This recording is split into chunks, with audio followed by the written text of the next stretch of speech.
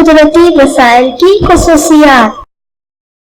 हम मालूमात हासिल करेंगे हवा की खसूसियात के बारे में। पानी से लबालब भरे हुए ग्लास के मुंह पर एक मकवा रखिए। मकवे को हाथ का सहारा देकर ग्लास को उल्टा कीजिए। अब हाथ निकाल लीजिए। आपके जहन में क्या आता है, ये कैसे हुआ? ऐसा इसलिए होता है कि क्योंकि नीचे की तरफ मकवा पर लगाई गई हवा का दबाव ग्लास के अंदर के पानी के वजन से ज्यादा है। इसी वजह से मकवा ग्लास के पानी को बाहर फैलने नहीं देता। Daniel Bernoulli. स्वीडिश के साइंसदान डैनियल बर्नौली ने 1733 में एक अहम नजरिया पेश किया कि हवा की रफ्तार बढ़ने पर इसका दबाव कम होता है। इसके बरखिलाफ हवा की रफ्तार कम होती है तो दबाव बढ़ता है।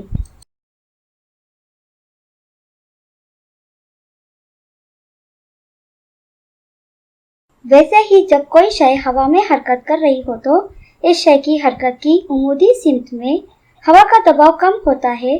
तब इतराफ की हवा तेजी से ज्यादा दबाव से कम दबाव के जानिब बहने लगती है।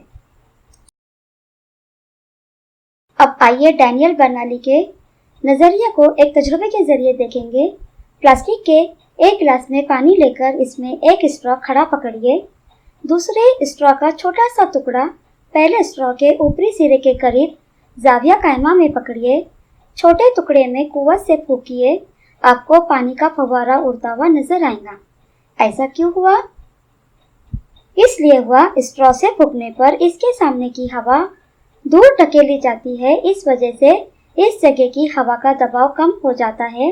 स्ट्रॉ के ऊपर के हिस्से के करीब की हवा का दबाव फिजाई दबाव के बनिस्बत कम हो जाने से गिलास का पानी ज्यादा दबाव से कम दबाव यानी ऊपर के सीम ढकेला जाता है।